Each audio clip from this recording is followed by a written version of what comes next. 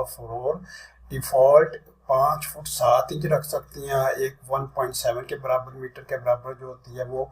तो डिपेंड करता है कि आपकी हाइट कितनी, आप किस आई लेवल पे कैमरे को रखना चाहती हैं। Change this if you feel too tall, अगर आप ज़्यादा बड़े या लंबे हैं तो वो आप चेंज कर सकते हैं। Step height, maximum height you can auto climb, यानी फर्ज करें 1 फुट आप सीढ़ी से चढ़ रहे हैं ऊपर, तो फर्ज करें 1 फुट तक आप वो भी एडजस्ट कर सकती हैं, या 300 mm भी आप जो है एडजस्ट कर सकते हैं। इनको increase for walking up stairs, जो आप स्टेयर्स के अंदर इस्तेमाल कर रहे होते हैं वॉकिंग करने के लिए स्टेयर्स के ऊपर।